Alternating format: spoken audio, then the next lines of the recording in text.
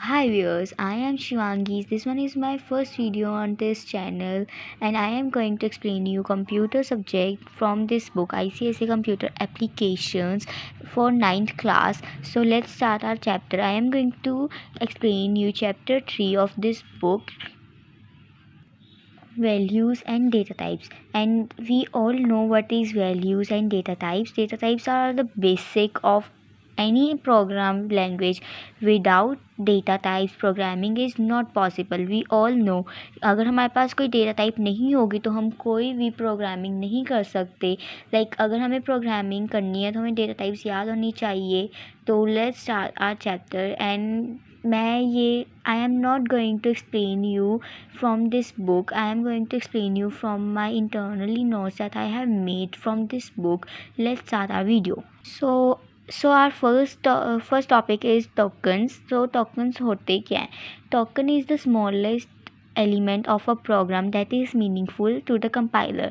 Meanwhile जो से token जो सा होता है एक स्मॉलेस्ट एलिमेंट होता है एक प्रोग्राम का, जिससे कंपाइलर को उसको पता चल जाता है कि ये मीनिंगफुल है कि नहीं. अगर कोई मीनिंगफुल नहीं है तो हमें एरर दे देता है. जैसे कि हमने कोई भी प्रोग्राम लिखा, उसमें कोई गड़बड़ी है, तो वो जहाँ से भी गड़बड़ी होगी हम उसे टोकन कह सकते हैं. अगर कोई गड़बड़ी नहीं है तो भी हम उसे टोकन ही कहेंगे. जो सा मीनिंगफुल है कंपाइलर को, वो होता है टोकन. और जावा प्रोग्रामिंग के पास 5 टाइप्स ऑफ टोकन अवेलेबल हैं. कीवर्ड्स, और हम इन्हें रिजर्व वर्ड्स भी कहते हैं, लिटरल्स, ऑपरेटर्स, आइडेंटिफायर्स, पंचुएटर्स. तो ये 5 टाइप्स ऑफ प्रोग्राम टोकन्स हैं जावा के पास. And I am not using the book, I am using this hand written notes because ये जो से मैंने नोट्स बनाए हैं ये सारे मैंने बुक से ही बनाए हैं. और मेरे को नहीं लगता कि बुक में जो सा एक्स्ट्रा पार्ट है वो हमें याद करने की ज़रूरत है. तो आप इस पे कंसंट्रेट करेंगे, इसे याद कर लेंगे, तो आई एश्योर यू कि आप बहुत ही अच्छे नंबर्स से पास हो जाएंगे.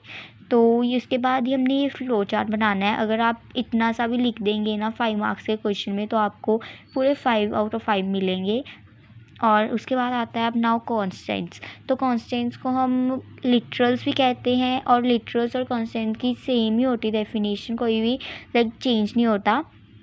कॉन्स्टेंट्स हो सकते हैं एक फ़िक्स्ड वैल्यू होती है जो बिल्कुल भी चेंज नहीं होती. जब हम कोई भी प्रोग्राम को बनाते हैं, जब हमने कोई भी प्रोग्राम को एग्जीक्यूट करना है कोई भी, तो वो कोई भी फ़िक्स वैल्यू होती है, वो कोई चेंज नहीं होती.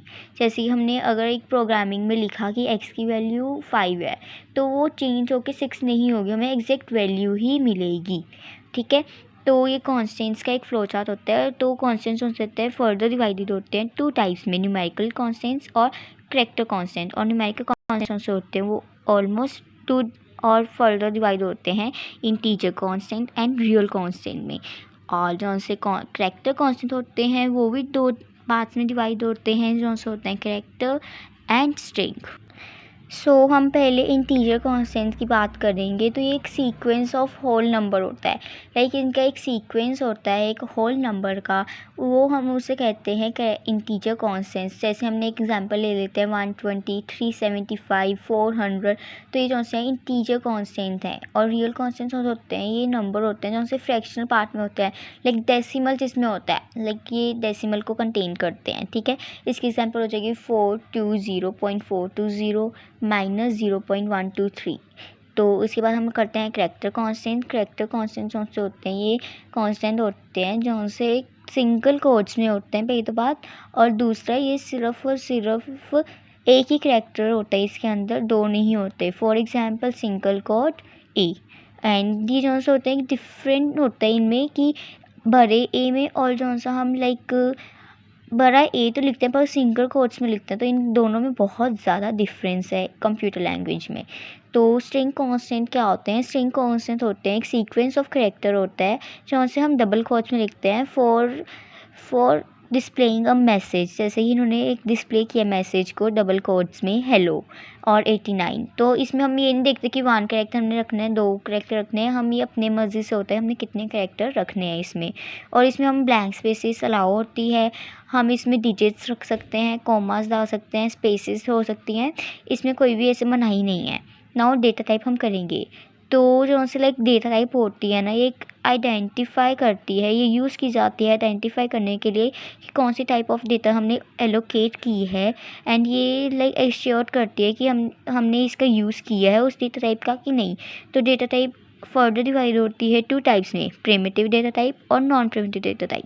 ये हमने लाइक 8th क्लास में भी पढ़ा है, तो उसके ही अकॉर्डिंग उन्होंने किया है। प्रिमिटिव डेटा टाइप के बारे में भी मैं आगे एक्सप्लेन करूँगी और नॉन प्रिमिटिव डेटा टाइप के बारे में भी। अब प्रिमिटिव डेटा टाइप होती क्या है? तो प्रिमिटिव डेटा टाइप कौन सी होती है, एक ये इन बिल्ट डेटा टाइप होती है जो C like 8 types of primitive data type ये एलोकेट करती है, लेकिन इनके पास 8 टाइप्स होती हैं, bit, short, int, long, float, double, char, boolean. तो इसके हमें लाइक ऐसे ही करना होता है सीरीज़ वाइज, इसे हम ऊपर नीचे नहीं लिख सकते और इसके बिट्स भी हमें याद करने होते हैं। अगर आपको आ जाए what do you mean by data type तो आपको ये भी लिखने होंगे, इससे आपको एक्स्ट्रा मार्क्स मिलने के चांसेस होते हैं, तो इसे याद करना ज़रूरी है। तो जो से बिट, शॉर्ट, इंट, लॉन्ग होते हैं ये इंटीजर्स होते हैं और होल नंबर भी हम इसे कहते हैं।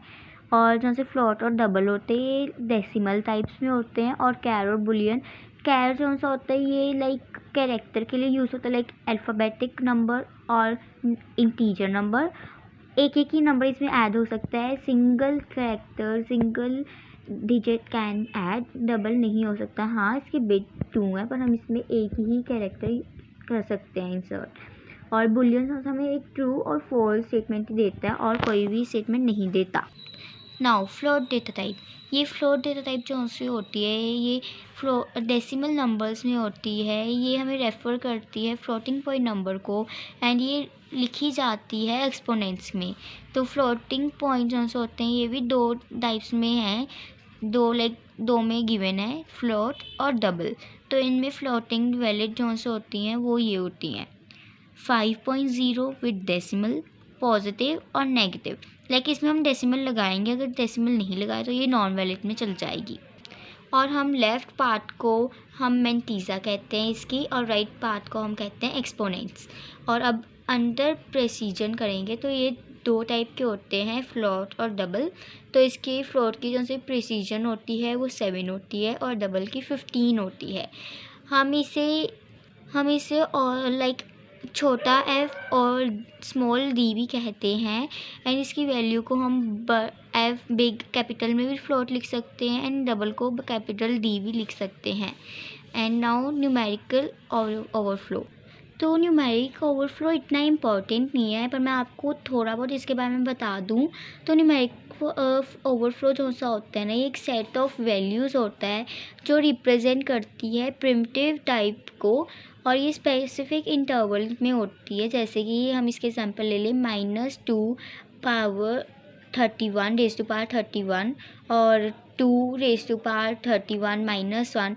तो ये जो से होती है इंट वैल्यू को लाइक करती है, लाइक हमें बताते हैं कि कौन सी इंट है और कौन सी लाइक हमें बताते हैं कि set of value integer value कौन सी है प्रिमिटिव डेटा टाइप की। बस यही ये न्यूमेरिक ओवरफ्लो बताती है और ज़्यादा तो इसमें कुछ होता नहीं।